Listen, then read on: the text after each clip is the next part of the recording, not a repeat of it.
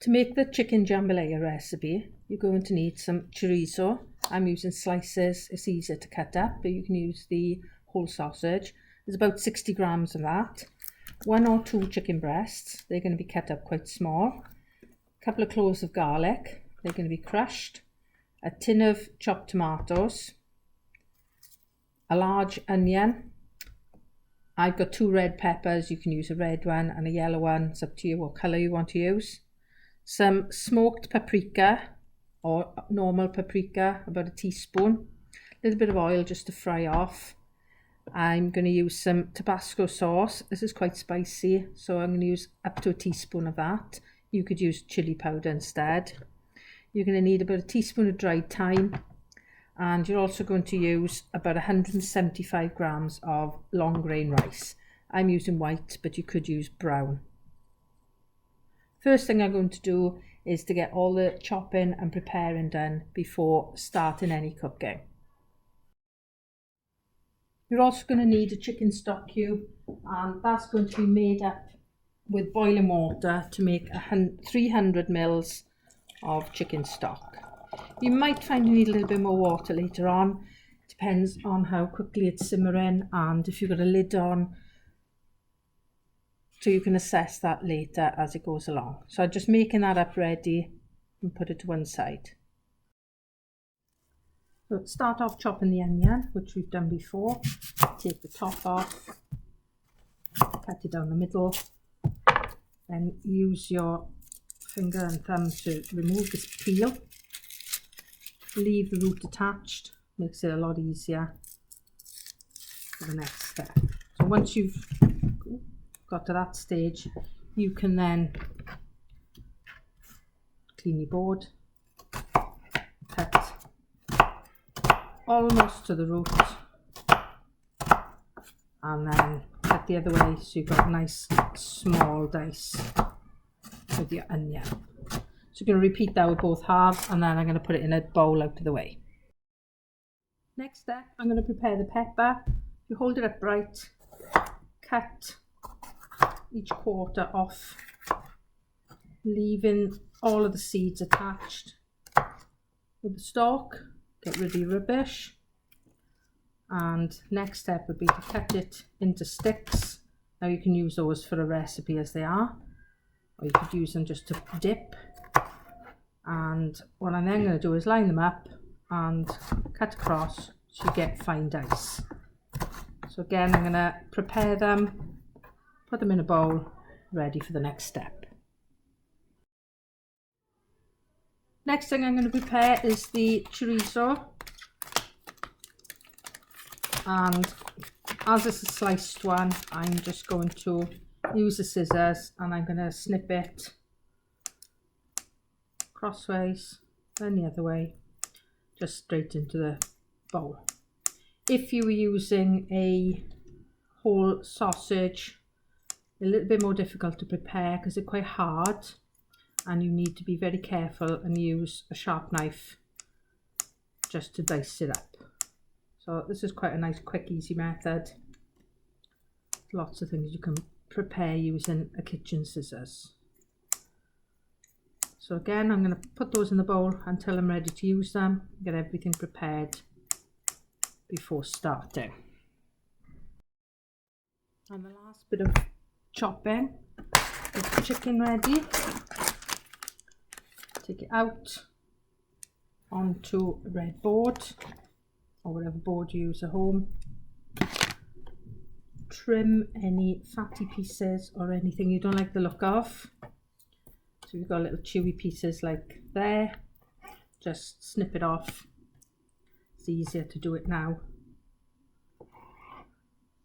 And we're going for smallish pieces so that it will mix through the rice nicely. So I'm going to start off cutting it into strips. Obviously be careful, keep your fingers tucked back out of the way. You've got a sharp knife. And then I'm just going to cut it across the other way. You can buy ready cut chicken, but you might need to just check if it needs to be cut down a little bit smaller. If you come across any fat along the way, just going to remove that. So quite small pieces. That's one of the first things to get cooked, so I'm going to leave it on the chopping board rather than put it into a bowl.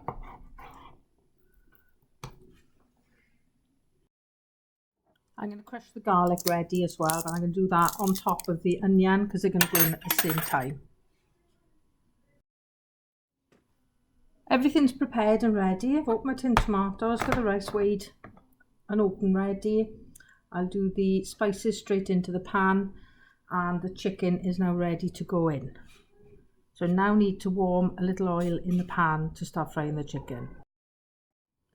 So the pan is now on. I can feel heat rising from it. I'm going to put a little bit of oil in. You can use a spray oil if you prefer. I'm just going to put a couple of teaspoons of oil. Give that half a minute or so just to warm up. You can see the pan is nice and hot. And what we're going to do then is to fry the chicken for a few minutes and then tip it out onto a plate while we do the rest of the veg.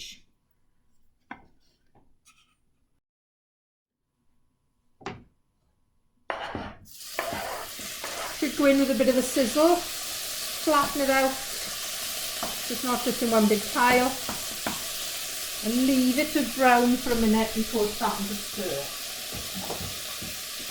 If you stir it too quickly, it's not going to have contact with the pan and it's not going to start to brown yet.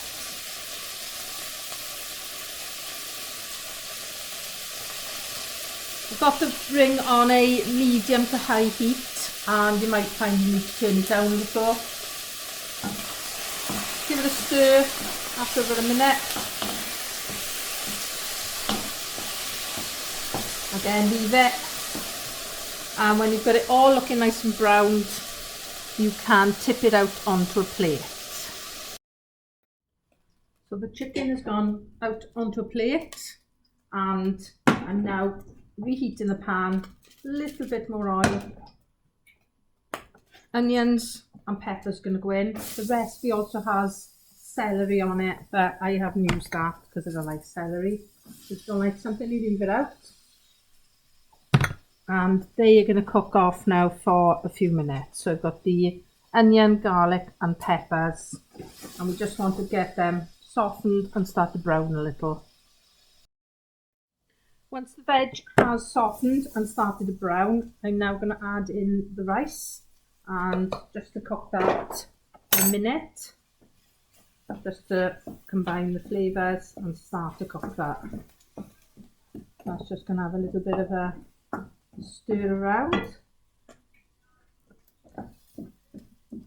and then I'm going to put in my thyme and paprika and some tabasco sauce. I'm just going to put a few shakes of that rather than measuring out a spoon. It's quite spicy. You can always add more later if you want a spicier dish.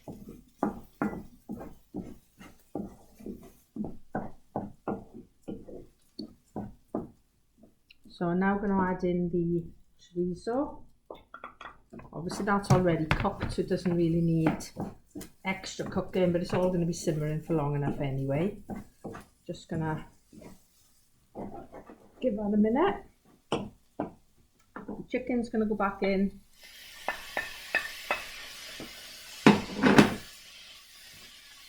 Chicken stock goes in at this point. It's all getting a bit dry, so you just need to wet it down.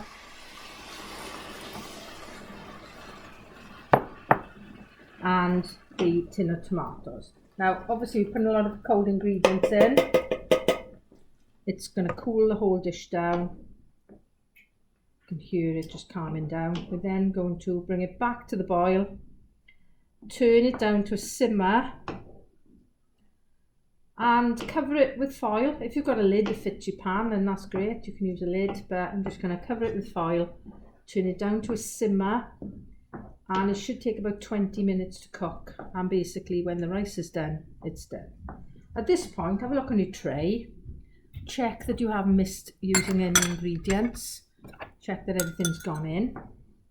I'm not going to do any tasting yet because you want to wait for those flavours to develop a little.